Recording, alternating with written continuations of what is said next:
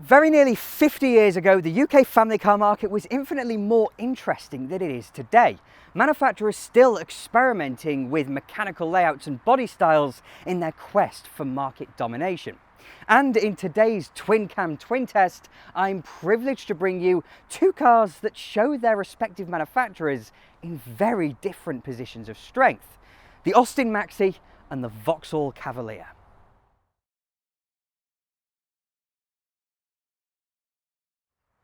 Before we get into it, these two cars are to be auctioned by Manor Park Classics. So, as someone's dad in the late 1970s, take your pick, folks.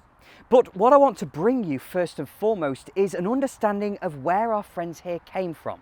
The thought process that went into designing two mid-sized family cars that wound up looking so very different from one another.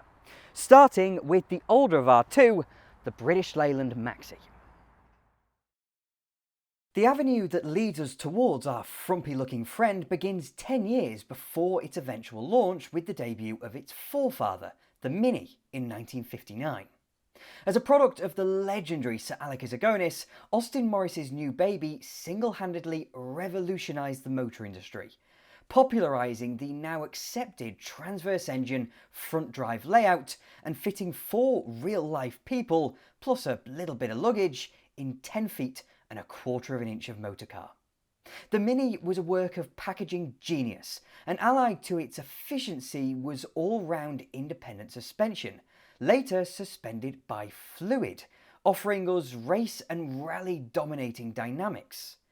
The Mini is undoubtedly one of the greatest cars ever built, but by no means was it a one-off. 3 years later, in 1962, it was followed up by the larger 1100, Britain's best-selling car for a whole decade, then the gargantuan 1800 in 1964, a car that didn't only win European Car of the Year, but was said to be the first vehicle that would remain mechanically relevant by the turn of the millennium. To cut a long story short, by the mid-1960s, Austin Morris were building the most advanced range of mainstream saloon cars in the world. Their problems, however, were twofold. For starters, all this novelty and complexity was ruinously expensive, meaning that as they had to compete with everyone else on price, they were losing money on every single car they sold. It's a shame in the circumstances that the Mini and 1100 were really bleeding popular, but you'll notice that I left out our dear friend that became known as the land crab. The Austin Morris 1800 may have been another engineering marvel, adding a tremendously strong body shell that didn't need any subframes to the float-on-fluid front-wheel drive packaging genius. But unlike its smaller siblings, the benefits of front drive and a wheel at each corner weren't so obvious in the larger family car market. The engine capacity, the width of the shell and the sheer space inside makes the 1100 feel a heck of a lot larger than it actually is. For in reality, this car is shorter than the Ford Cortina. Launched back in 1962, the Blue Oval's mid-size family saloon was immaculately judged, pairing phenomenal styling with simple, rugged mechanicals and filling a gap vacated by Austin Morris. In the chase for the safety and rigidity offered by the body shell, the Land Crab wound up piling on the pounds. In the end, it was too heavy to be adequately powered by the 1600cc engine it was originally designed for, necessitating fitment of the 1800cc unit from the MGB. The result may have been a rather sophisticated, relatively powerful car, but one that proved too expensive for the average Cortina buyer. Initially offered as a 1500, later upped to 1600cc, the Cortina sat squarely in Austin Morris's self-inflicted blind spot, something they came to understand as the Cortina only grew in popularity. In fact, the smaller, top-selling 1100 was only beaten once during its life, by the Mark II Cortina in 1967. The writing was undoubtedly on the wall, and Sir Alex Ergonomics once again set to work, bringing us their new mid-range car, the Austin Maxi, in 1969. It goes without saying that the Maxi would have to be both smaller and cheaper than the 1800, but very early on in its development, the penny pinchers began to ruin it. They dictated that the new car used the same doors as both the 1800 and the last of the big Austins, the 3-litre, in the process defining the Maxi's roofline, windscreen angle and general side profile before pen had even been put to paper. To add insult to injury, those doors were already looking pretty aged by 1969, and as the 1800 was a rather ugly car, the Maxi had no choice but to follow suit.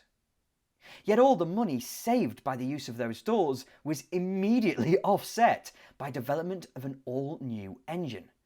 Never allowing an opportunity to engineer something slip them by, Austin Morris set about developing a modular engine, the 4-pot version of which would find its home in the Maxi, displacing that aforementioned 1500cc.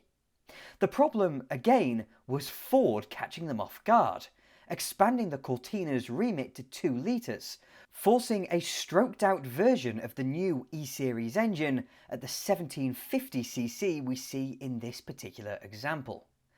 Barring its overhead camshaft, what really set the Maxi's new power unit apart was the standard fitment of a 5-speed gearbox, something almost unheard of in a run-of-the-mill family car and something that would remain rare until the 1980s.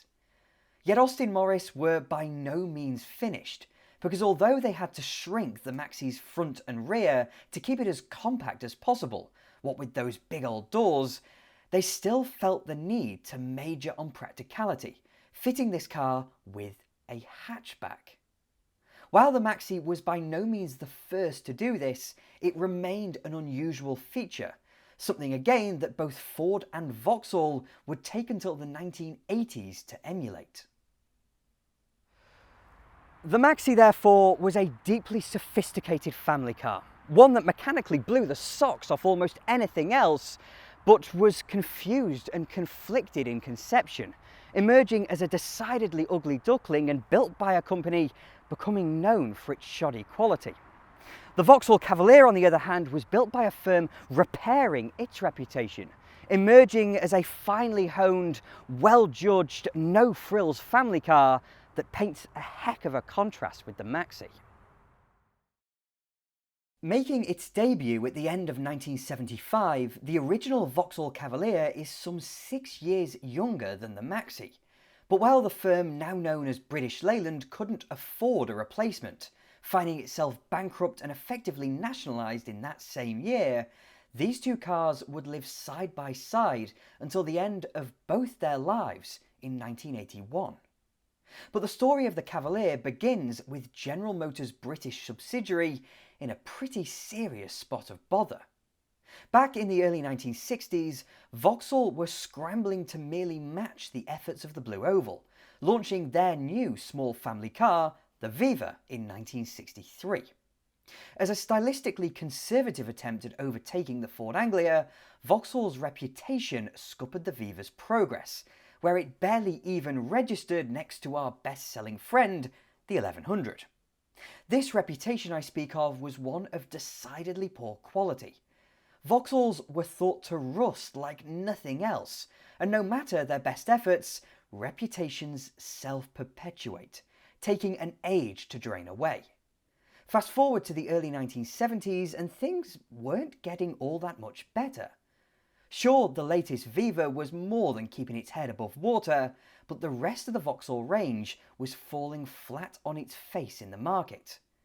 The executive-facing Vauxhall Cresta had been killed off by 1972, while the new FE Victor wasn't only ugly, but it was also too large, leaving a chasm within the Vauxhall range.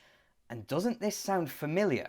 The door left open for the Ford Cortina, now in its 3rd generation.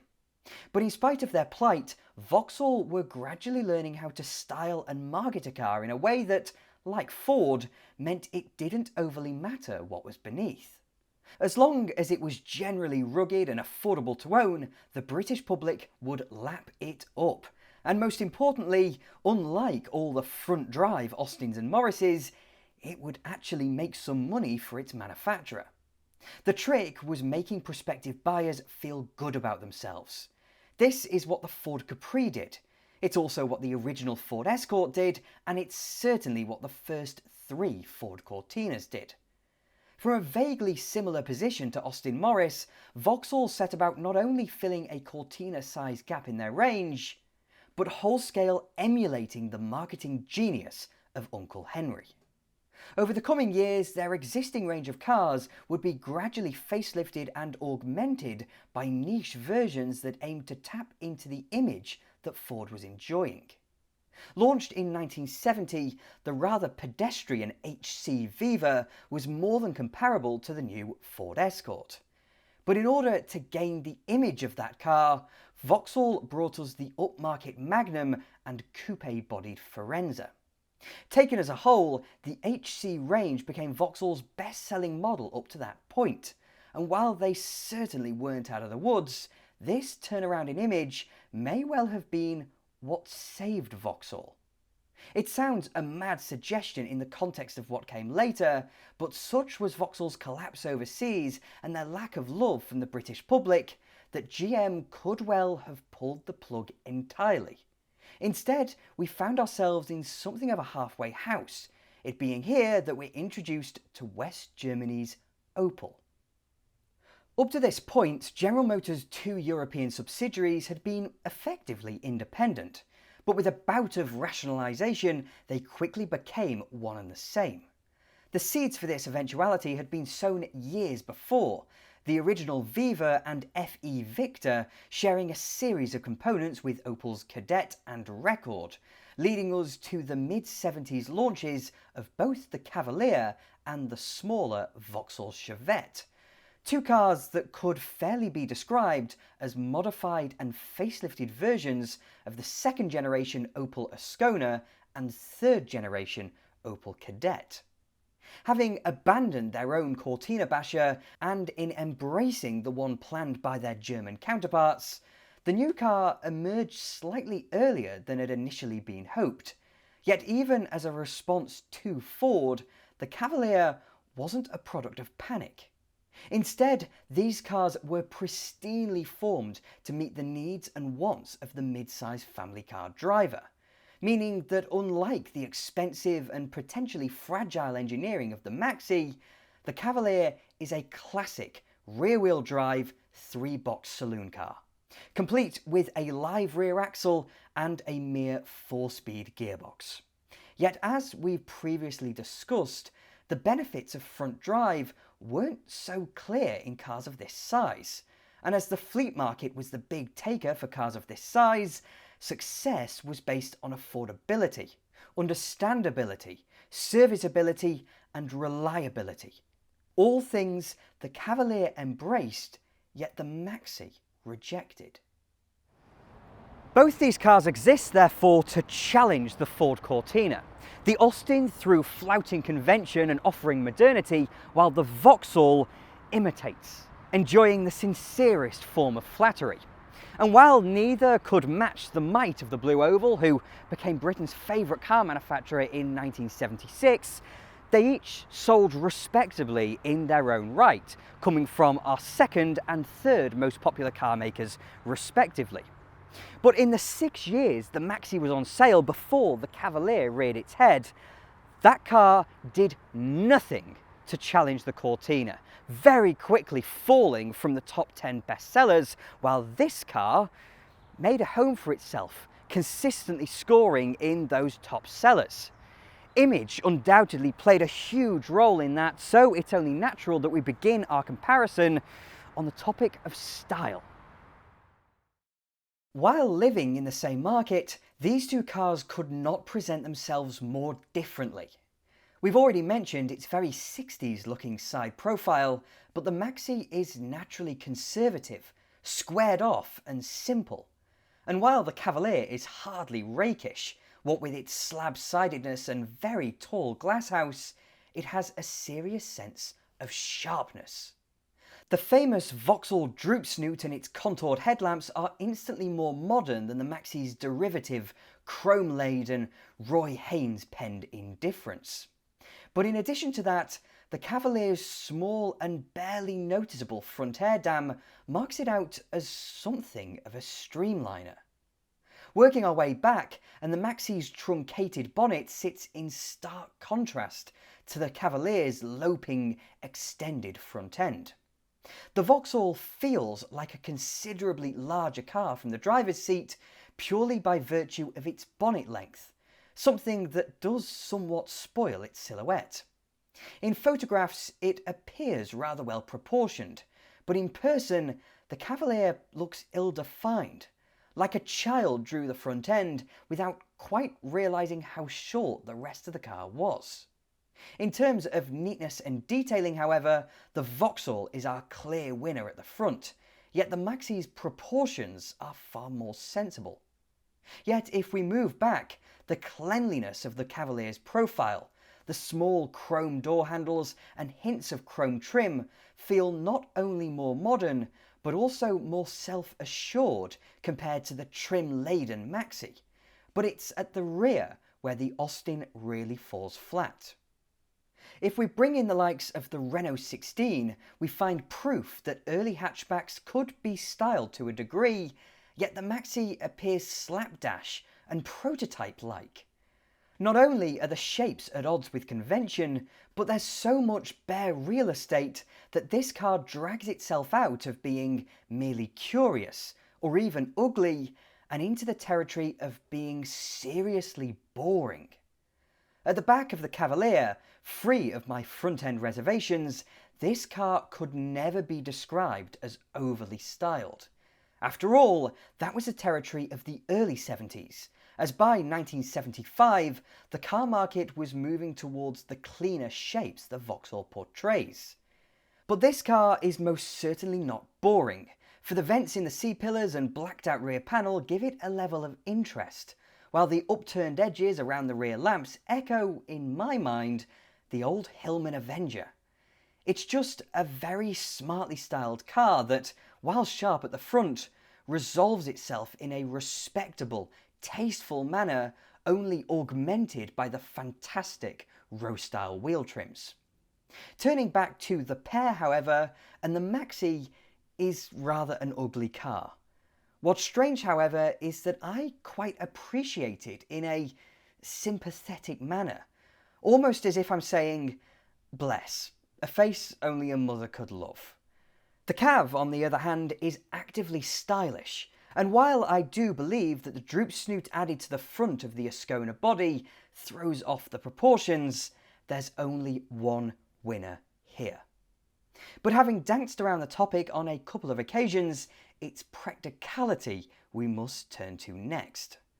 As a four-door car, the Cavalier was only available as a saloon, even if Vauxhall had considered a hatch early in development. Sure, the coupe version was available as a Cavalier sports hatch, but as mid-size family cars go, you just wouldn't have considered one for these kinds of jobs. The Maxi, on the other hand, was exclusively available as this five-door hatchback, something in total contrast to the Cavalier, as work was also done on a traditional saloon body style, possibly to be badged as the Morris Maxi, yet of course it never saw the light of day. Again, therefore, we have two manufacturers considering both body styles, but settling on opposites. What this means, however, is that the battle is over before it's even started. The Cavalier is not a small car, and its rear legroom is absolutely acceptable, yet if we remember back to the Land Crab and its immense packaging, it shouldn't surprise you to hear that the even more compact Maxi is some 16 inches, not centimetres, 16 inches shorter than the Vauxhall, but its rear passenger space is that of a limousine. Frankly, and regardless of the Cav's longitudinal engine, such wastefulness is a disgrace. As per usual, Sir Alec Azagonis knew how to package a car, meaning that on our tiny British roads, the Maxi offers palatial space in a dinky toy of a car, and the Cavalier feels all its extra 16 inches, but only on the outside, exactly where you don't want it. And all that is without mentioning the obvious point. The Cavalier's boot may be nice and deep, thanks mainly to its side-mounted spare wheel, but it's got a really high load lip, which means it's difficult to load heavy items, and thanks to the ridiculously long bonnet at the front, it's not all that long, the load space back here. It goes without saying that the seats don't fold down. Yet if we move over to the Maxi, these little tiny lamp clusters that made the rear end look so barren give way to a house on wheels. The load lip is low, the floor is flat, and that also shows us the Maxi's party trick. Off camera, I've moved the front seats as far forward as they'll go, and I've reclined them all the way. And if we come into the boot and undo the catches, and rather than pushing the seats forward, we let them fall back, the Austin Maxi is now a double bed. Do with that what you will, but you cannot deny the practicality of this car. And while style is perception-based, versatility most definitely is not. So you would be very silly indeed to discount British Leyland's finest. That feeds us nicely again into each car's engineering. From the basis of simplicity and dependability, the Cavalier proved by far the favourite. After all, the aforementioned fleet market was of huge importance in the 70s, and with a simple live axle, compared to expensive CVs, the Vauxhall was at a natural advantage. Add to that the sheer access around the engine bay and the disadvantages of an oil-sharing sump-mounted gearbox, and the Maxi was deemed too much of a risk. Its only advantage was the end-on clutch, swappable in 20 minutes, but the expense and difficulty of maintaining a Maxi was too much for the money-minded fleets to consider. To those ends, let's discuss things deeper. The Cavalier is essentially a clone of the Ford Cortina. It's sprung by coil springs and has telescopic dampers all round, the front with a set of double wishbones and the rear with a pretty well-located live axle. It has a panhard rod and, of course, a set of trailing arms for the springs to sit upon. And that's a recipe for strength. Sure, it might be simple, but it's proven, durable, and performs perfectly well. The Maxi, on the other hand, with its front drive layout, doesn't need a live axle. But it also does without a simple dead axle, instead having true independent suspension at all four corners. At the front, just like the Cavalier, we're met with a set of double wishbones, but at the rear we have trailing arms, and from a geometry perspective, this is imperfect. Yet with the flexibility of independence, the rear end of the Maxi is considerably better controlled than the venerable Vauxhall. As we saw inside, however, the Austin's rear suspension is also very compact, not at all interfering with its practicality, something made possible by the abandonment of both traditional shock absorbers and springs. Instead, and much like its forebears, the Maxi was sprung by Dr. Alex Moulton's hydrolastic system.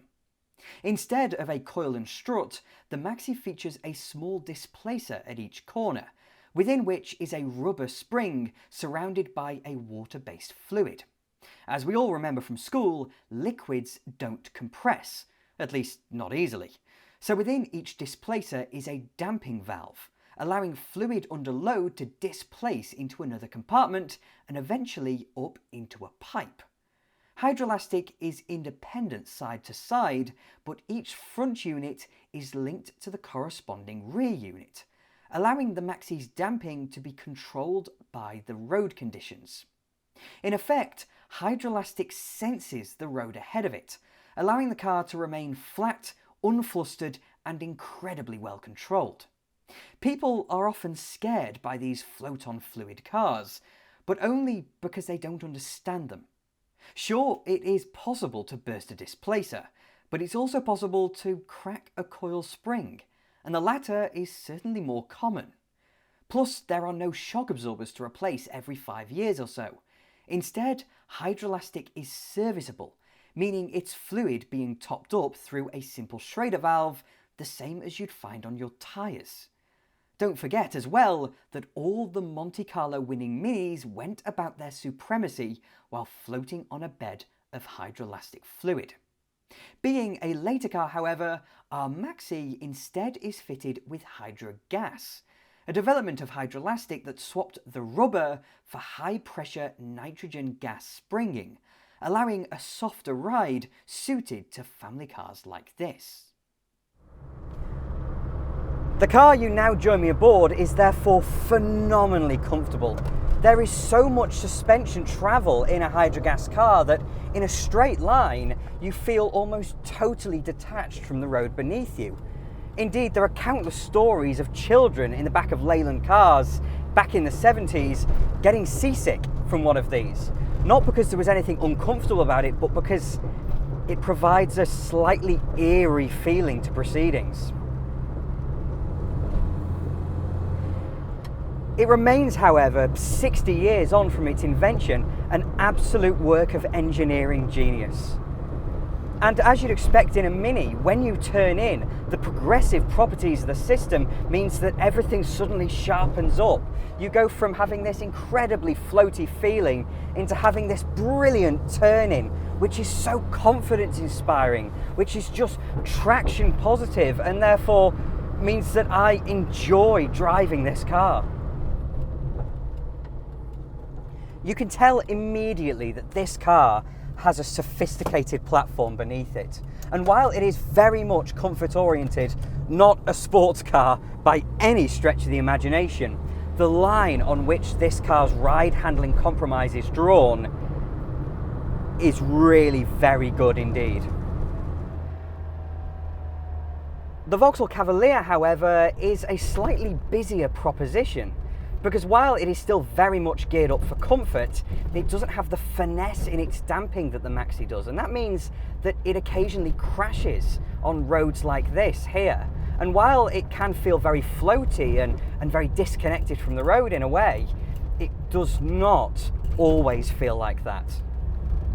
But that's not to say that the Cavalier has anything wrong with it, it's just that hydrogas in its era was so very good indeed.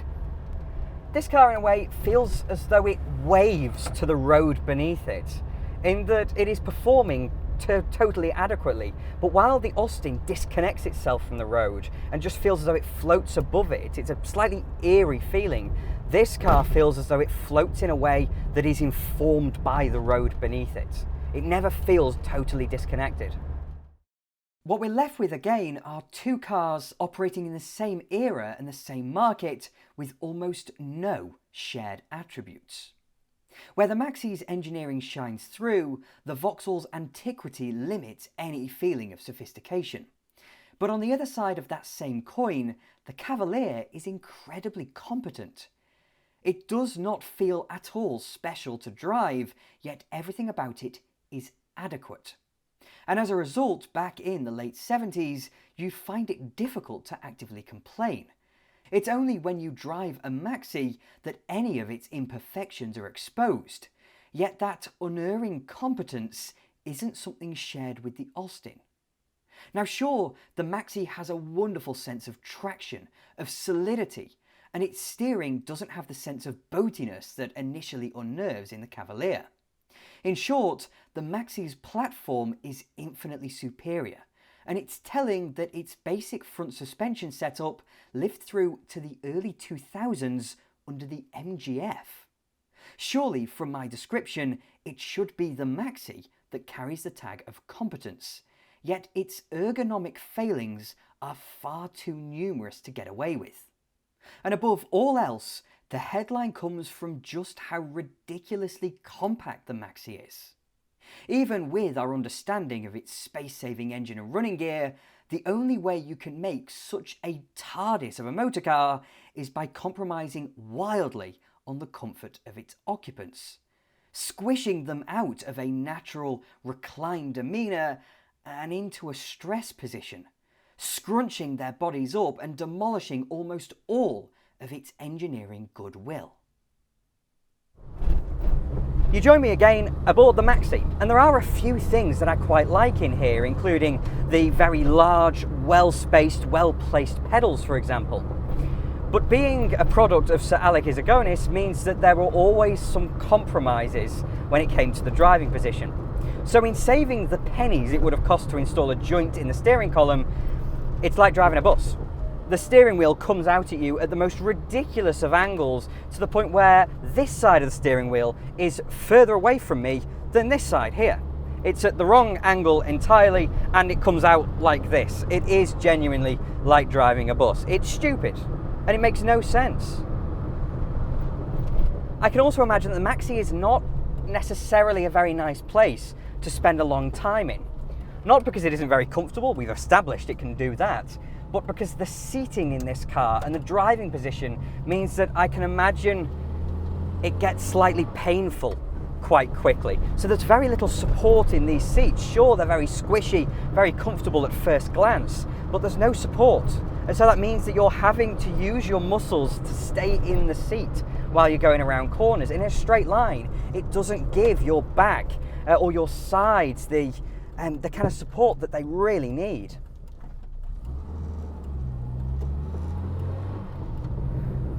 So as a mid-sized family car doing long journeys, family holidays, etc., this church-like driving position is not going to do you many favours.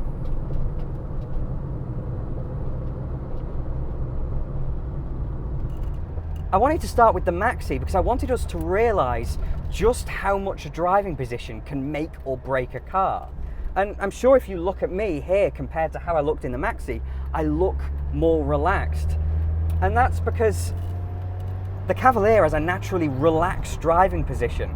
We'll get into the intricacies of it in a moment, but for starters, the seats I'm sat in. These have a little bit of bolstering at the sides. They are padded where you want to, and so they hold you in place a little bit, and I'm sure they will give you the support you need to stay comfortable on a long journey. Compared to the very flat, very ill-defined seats of the Maxi, this car is instantly more comfortable and feels more premium as a result.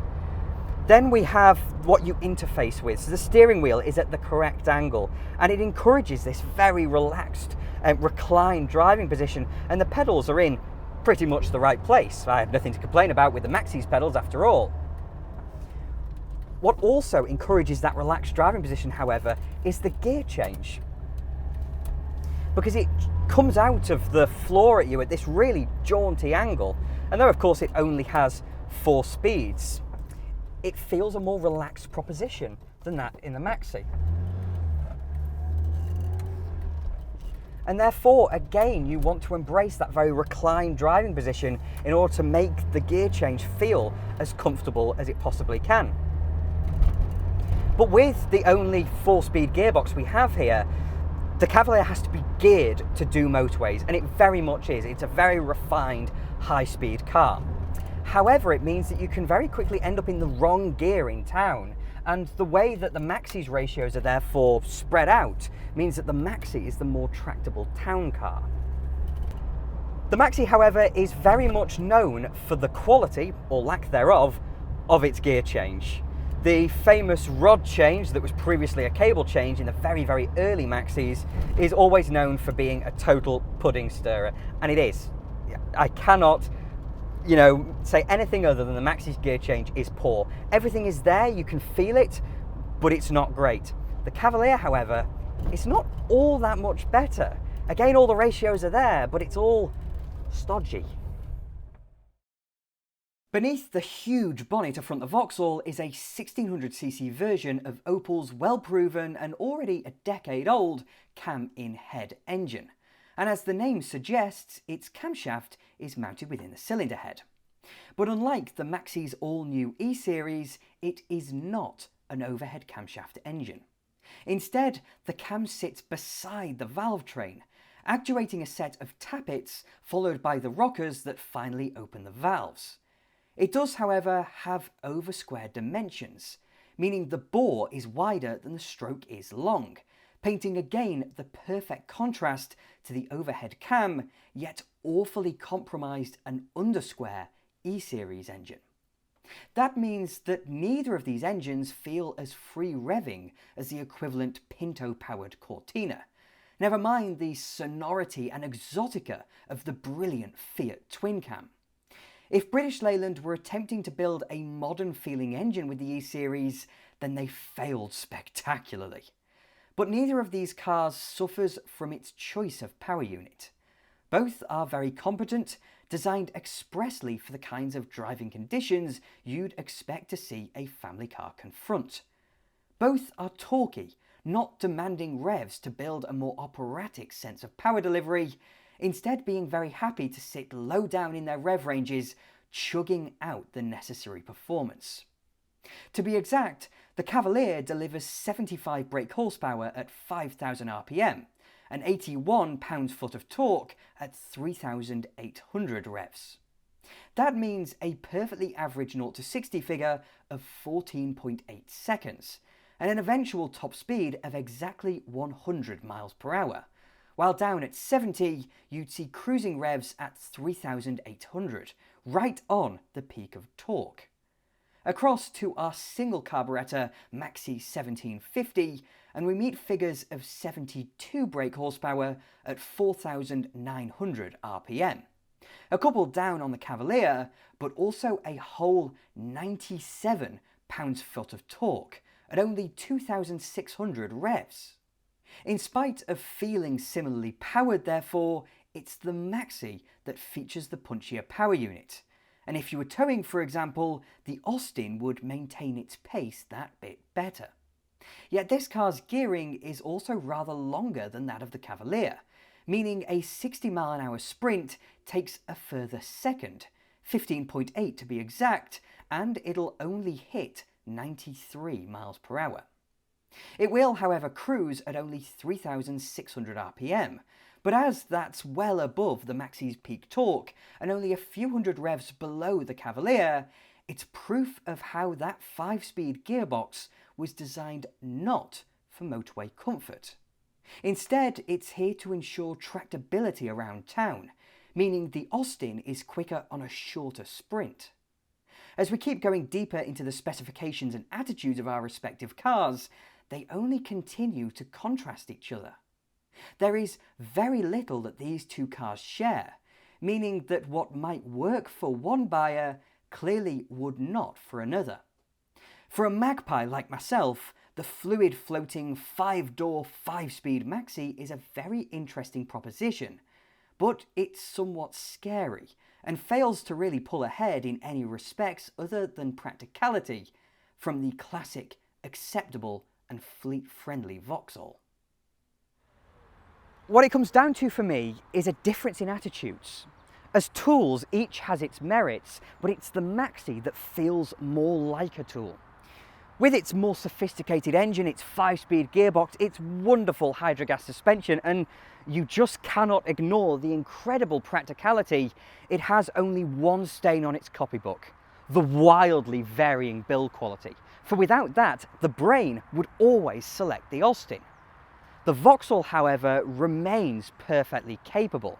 I don't believe it's as agile or as comfortable as the Maxi, but with its sharp, sophisticated style, its simple, focused yet vibrant interior, and of course, its reclined driving position, the Cavalier is a car that makes you feel good about yourself.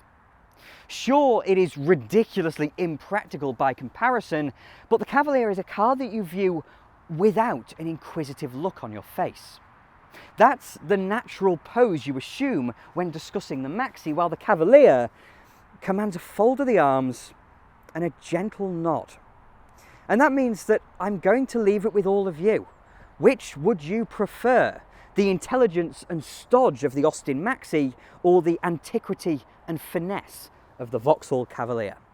And with that, thank you very much for watching. I'm forever indebted to my wonderful Patreon supporters, so if you'd like to support me that way, then please do follow the link in the description. If you enjoyed this video, please do click like and subscribe to TwinCam as well, and I'll have more videos coming along soon.